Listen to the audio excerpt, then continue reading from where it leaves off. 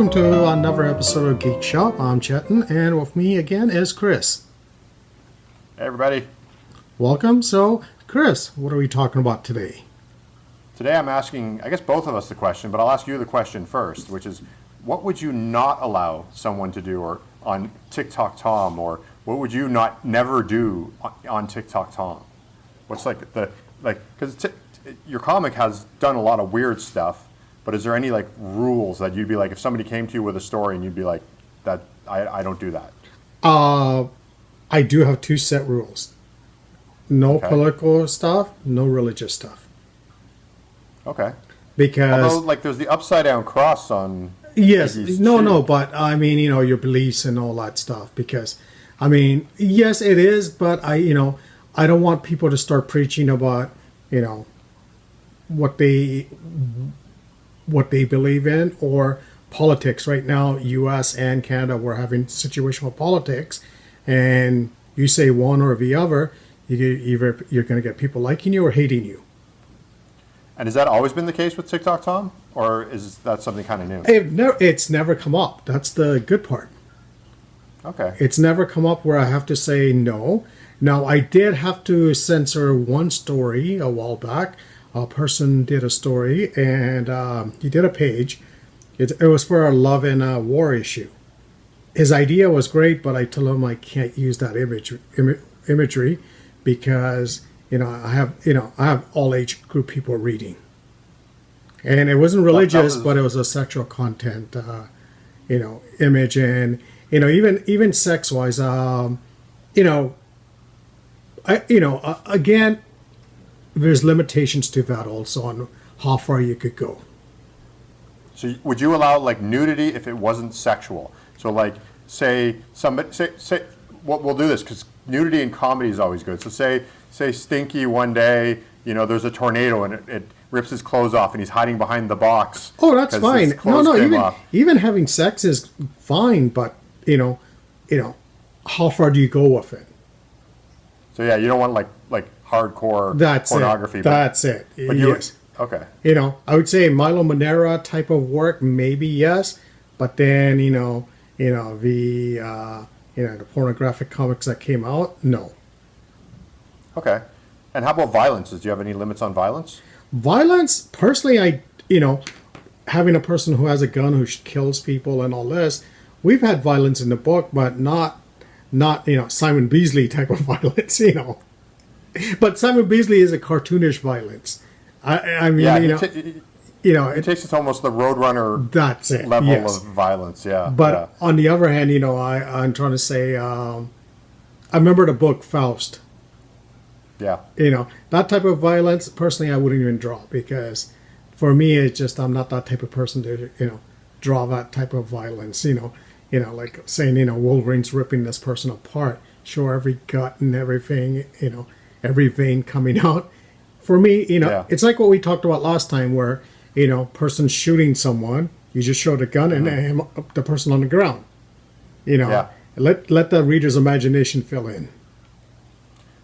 But, I guess one of the things with TikTok Tom is you have other people creating work. So you might have somebody who doesn't want to do the sort of let the person come up with it. So if somebody presented you something like a good example of violence that generally people sort of consider over the line is like torture. Yes. Now, to be honest, the people I have worked with, all of them have been great. All of them have been great. Even the person that I had to say, I can't use that page, his work is great. I appreciate his artwork and everything. And even he understood it. And it was it was wrong for the book. And I liked his idea. It was funny, but, unfortunately, I had to say no to it. But for the most part, I haven't had any major issues. I'll be honest, for me, I find that sometimes also censoring the violence is kind of more interesting than actually putting it in. Or even like the sex and violence. Like if you have a character who's naked and there's a black bar covering up all their important bits. Yes. That's almost better than just having a naked person in a comic book. So on yours, what would your no-nos be? it's funny because I probably have a lot more no-nos than you do. Like I almost consider Blue Orchid to be almost a kid's comic. Like it's a teens comic at the very least. That's it. Yes. So I would say no nudity at all, like zero nudity. I wouldn't accept except like maybe something sensual. Maybe if it was for comedy and like quick, I would do it. But in general, and that brings up an interesting point with you, especially with your comic, the subject matter it's in, and the country you're living in and the country you're showing it in. Certain things you have to be careful on. yeah, I mean, I don't really worry about that. Like I don't think about that. I think about my audience, and I think about the stories I want to tell. I mean, I'm just not interested in telling an ultra. Well, obviously, no, having sex with it, considering any kind of sexual content about a comic about a teenage girl being a middle-aged man doing that. That's just creepy. So it's not even. It wouldn't even cross my mind. Like that would be just that would it would be totally not close. But like as far as the violence in it, I tend to keep it kind of cartoony anyway. That's it. So it's not like, you know, but there is violence. I mean, she beats up all the monsters, and notionally they all die at the end. So it's not like it's not, but you don't see like heads getting ripped off. No, but it's a cartoon comic book violence, like we said about Simon Beasley, where his Lobo ripping someone apart, but while he's ripping them apart, the guy's smiling. So, yeah. Or the best thing Simon Beasley used to do is when people would get shot, the bullets would just be like in their bodies, like plugs. Like it wouldn't be like they were blown apart, but it would be like they were like full of bullets. Which is an unrealistic thing to do. But generally, like when I'm doing Blue Orchid, if somebody said I want to have some guy with a gun going crazy in Blue Orchid, I would probably not do that story. I could see that because it doesn't fit your character and it doesn't fit your approach to how you're telling your story. Yeah, and it's more that. It's actually more to do with me not doing it because it doesn't fit the story. Like, if somebody could convince me of a story that had that and it fit, I would be like, fine. But to be honest, I've never come up with it. Like, to me, it's always sort of cartoonish. It's almost like Godzilla-style monster against a little girl, and she's just sort of punching it and eventually defeating it. So there's really no sort of room for, like, ultra-violence or anything like that because it doesn't really fit. And remember the 90s where, the phase was first the pornographic comics. Almost every company almost inched. I mean, Derek and I talked about one thing where even Marvel was Sue Storm. The costume they went with her for a while. Well, and Marvel did a pinup issue once. It was called Marvels, I think. Well, they did. And it was all just like they did the swimsuit issues. Yeah. There was all kinds of stuff like that for the longest time, and I think that's just. I mean, I'm not a prude by any sense, but like sometimes you kind of look at them and you're like, this isn't even a comic book. It's just a porno magazine. It is, and it's not even a porno with a story. No, and then you had the phase where every character became super violent. And although I must say, the super violent stuff at least often had a story. Like, it was often a ridiculous story, but at least it had a story.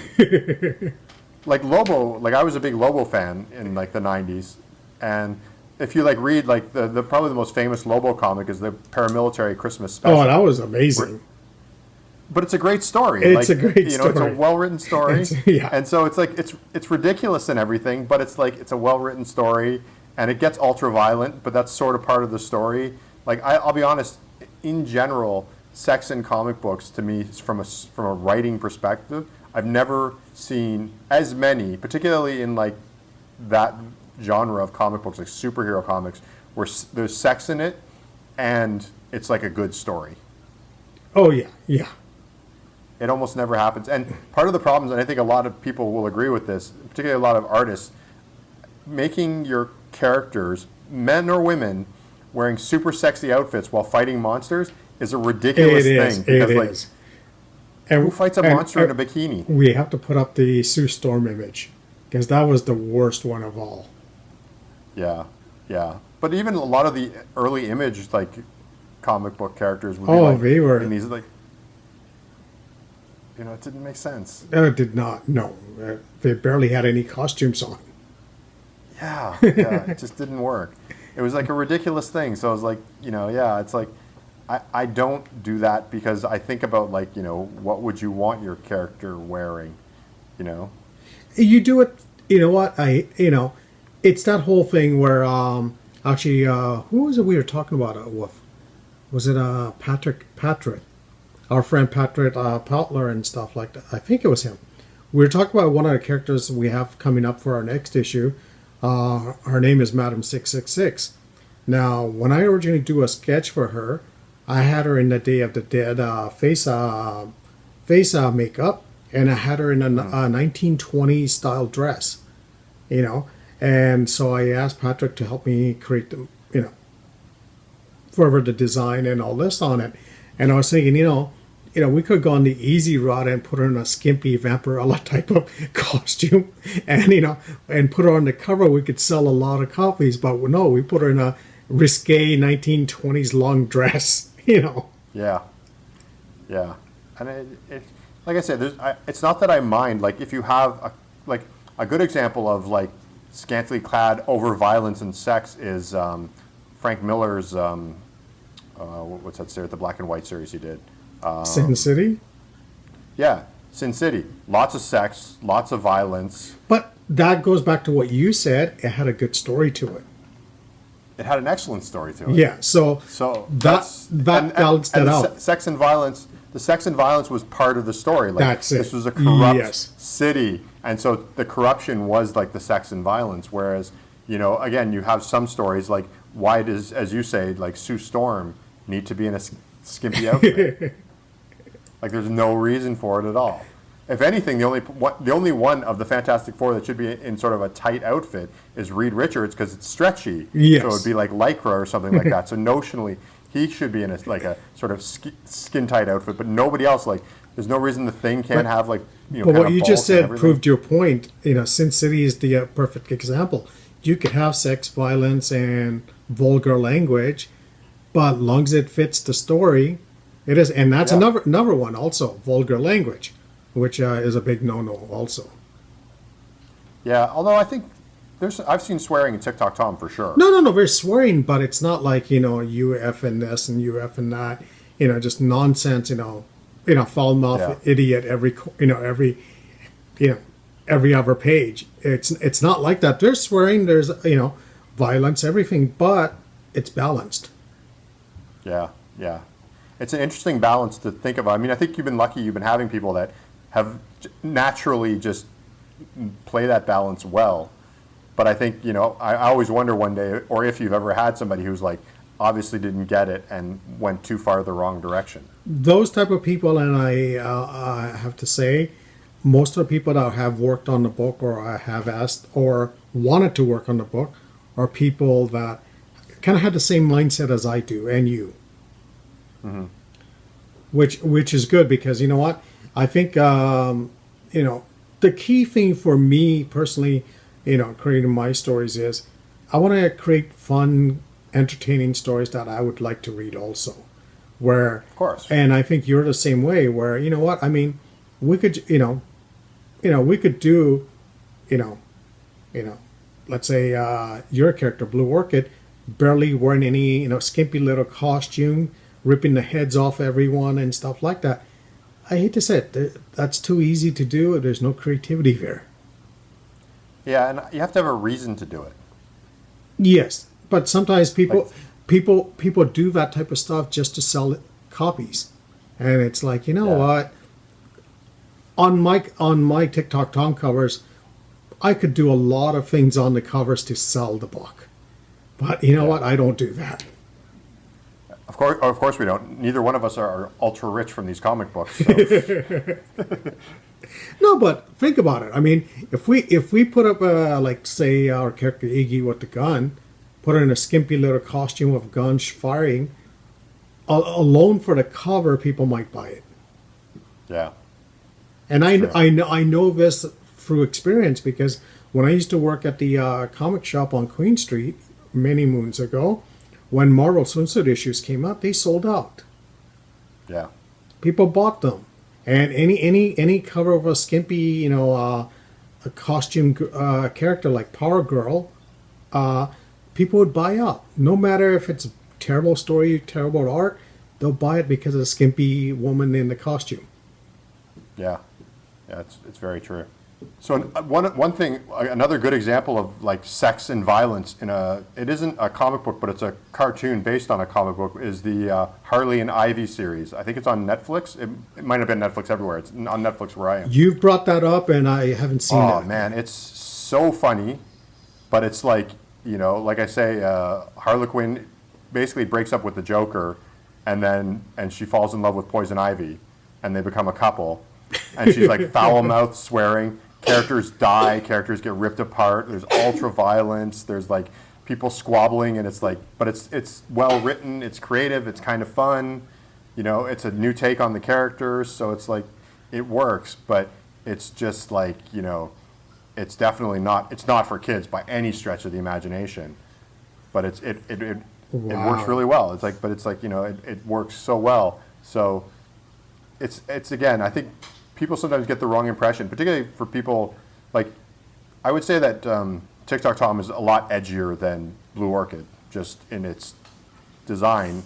Oh yes. Like yes. I basically draw a kid's book. Like people ask me if their 10-year-olds can read my comic book, and I'm like, yeah, 100%. Like there's nothing in my comic book. Oh yeah. So, but on the other hand, it's like it's not that I think either of us think that there's no limit to what you can do except for like a few things, but it's just you have to make sure it suits the story. We had a store signing at Worlds Collide, and this one lady came up and she goes, "Is the comic same thing? Is your comic suitable for my son?" And her son was like 12 years old, and I go, "There's minor, language, and stuff and things like that."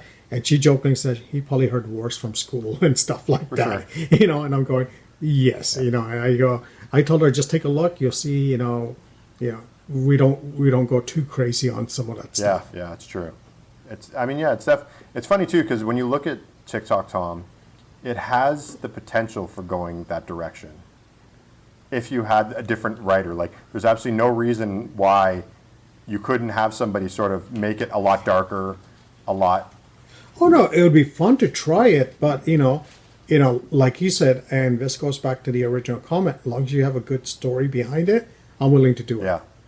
Even a sexual, skimpy costumes, whatever. If you have good story behind it, I'm willing to do it. But not, I just don't want to put them in, violent sexual content issue just for, hey, let's do it. It'd be funny. I'm going to pitch a TikTok Tom story for you. So the gang decide that they want to be a superhero team. And one of the things is they all be like, well, all superhero, you got to have skimpy costumes.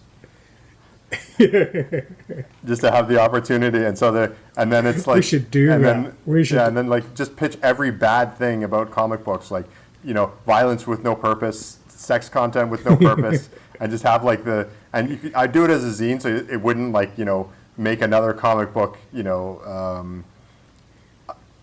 That reminds me of that Grant Morrison book called Doom Force. Yes. Yeah. Because, we're going all the violence with the image stuff. They decide to do their version of it with excessive violence and excessive motion lines and everything. Yeah. So they do the TikTok Tom superhero story where it's like... Well, that brings up a interesting part about a comic I did years ago with the mini comic. During the mini comic, the huge phase was all the swimsuit issues. Every company was doing a swimsuit issue and stuff like that. So I can't remember how the original idea came up. And we said, let's do a fun take on a swimsuit issue. And the guy who I went to college with, Jeff, showed me a photo. And he goes, here's your cover for the swimsuit issue. And I'll post an image of that cover right here. Okay. And as soon as we put it out, everyone laughed, said, this is a great idea. It's funny because, and this is sort of related, but not really. When the Sports Illustrated swimsuit issue thing became quite popular, National Geographic put out a swimsuit issue. Do you ever remember that? No, really? So National Geographic was like, because like the swimsuit issue was like the hot thing for Sports Illustrated. So National Geographic, and what they did is they did an entire history of the swimsuit. Really? Yeah, it was really clever. It was like so clever. I mean, there was definitely some risque images in it because Yeah. they were they looked at like But that's an interesting take on it. it was Yeah. so good. It was like so clever. It was like you kind of go through it and you're like, oh, well, the bikini comes from this. It's named after this island, and they talk about the history of that. They talk about like the idea of women wearing swimsuits as a revolution for the women's rights movement. Because on beaches they used to have to wear like So show the history. yeah. So that's all they did for a swimsuit issue is they just did the history of the swimsuit in an issue of National Geographic, and they labeled it the swimsuit issue. It was really clever. I remember during the when I was working at the comic store, one of the Marvel swimsuit issues came out, and one of the images in that they turned it into a 24 by 36 like that poster, or bigger than that actually, of Mary Jane Watson. And I'm not joking. We sold out so many times out of that poster. And my thing is, first of all, okay, I mean the image. If I remember the artist Joe Jusko, I think did the image. I'll see if I could find it and post it on here. And the image was nice, but I can't remember how much the poster cost at that time. But we sold out every time we got that in. So I'm thinking, who's buying this? Yeah. There's people buying those type of books. I mean, why does Vampirella sell? Yeah. I haven't read a Vampirella story, so I can't say if the stories are good, but I don't think it's for the stories they're buying. Yeah, I tried to read a Vampirella once, and it was nowhere. Like I sort of thought, well, like I should see what this is like. And when I think it was when I was working at a comic book shop, and we had a few issues, and so I sort of started flipping through them. I'm like, there's nothing going on here. But it's funny because if you look at Vampirella, you think, oh, this doesn't work as a story. But then if you look at Elvira, like her movies and stories were great. Yeah, And she had like this sort of funny thing about it, and it was all entertaining. that's it. She was a fun, entertaining character, person or character you want to call it, and that's what worked for Vampirella. I can't. On the other hand, I have read some Red Sonja books, and she's, barely wearing anything. Come on, it's a woman with a sword killing people. Yeah. What more do you want? Yeah. You know. There is something about like those old sort of like barbarian stories where everybody's always just wearing a belt with a tuft of fur. That's it. So. But you know what? That works. I mean, now But again, they had good art in it, good story in it. Where Vampirella, I can't say that. I feel like there was early Gru issues too, where there was like nudity or very close to it in Gru comics. Like in the Really? backgrounds and stuff, like you would like every once in a while, like they'd be going through the village, and if Well, you had the Red Sonja type of character. In that, remember? But I think there was The actual one Gru nudity. I falls in think there was love? actual nudity in Oh, Gru really? comic books, in early Gru comic books. Okay. And I think it would never be like main characters, but it would be like he'd be walking through the forest, and background there'd be some girls getting water, and they'd be wearing like a skimpy outfit, and maybe something would be a little more revealing than expected. So now here's the other taboo part, which I brought up, and I have seen it in comics, politics. Yeah. And I have seen that, and personally I try to stay away from that in my comics. And I'm going to give an example. The one Spider-Man issue where you have Obama going like this. And wherever you support Obama, that's great. If you don't, that's great also. But one way or another, you're either going to gain fans or you're going to lose fans. Yeah, I think the other thing I find about adding like actual politicians into comic books is it dates your comic book. Like Yes. So like if you have Obama on the front of your comic book with his thumbs up, then when Obama's not president anymore, or depending on what happens, or any president, you put any president or any political figure on your comic book, when their term is over, either they're it makes it either look old, or if something happens later. See, if I am going to have a politician in my comic book, it would be Abraham Lincoln. Yeah, I love actually one of the things I love the people who do like Abe Lincoln. There's the Vampire Hunters and stuff like that. Yeah, that's it. I love those. So I would have him in my comic. Forget about Obama, Trump, Clinton, or anyone else. Lincoln would be perfect to have in a comic. I guess it depends on how many years in the past you go. Bring them into the future. But I'm just saying though. No, I'm saying like to allow a political figure. Like if you have a politician from 100 years ago in a comic book now, you might be able to get away with it a little better. Like Abraham Lincoln or something. Yes. But I think if it's like been in the last even 20 years, you're sort of like, even if it's a politician, like you're dating. So you're dating, and you're also sort of potentially having like political opinions, and that's it. And that's one thing, and I, especially now with how the U.S. and Canada is going with their politics, and we're having an election, and they just had an election, and it's all up in the air, and you can't really say much because for me, even with friends, we try not to talk about that type of stuff because it's a touchy subject. It's a touchy subject, and I'll be honest, for me, it's not interesting. Same here. For comic books, no. You know what it reminds me of? It reminds me of the Star Wars prequels that were basically mostly just politicians talking about trade deficits and routes and things like that. And it's like, who wants to read that? Who cares about that? Yeah, who cares? You know what? I'm here to escape from all that, to read a comic Exactly. book. Even people who do care about that probably don't want to read that in a comic book. Not in a comic book or a cartoon. Exactly. Or in a sci-fi movie. It's like, you know what? No. Yeah. In one of my upcoming issues of Blue Orchid, I have the mayor of the city appear. He appears in it. So yes, I saw the page. Yes. So he's starting to come into the story, but he's not like a political bias or anything. He's sort of like the mayor of Townsville in Powerpuff Girls, where he's just this general mayor who's probably always going to be the mayor, and you're not going to really know. He won't have any political affiliation, but he has a character about himself.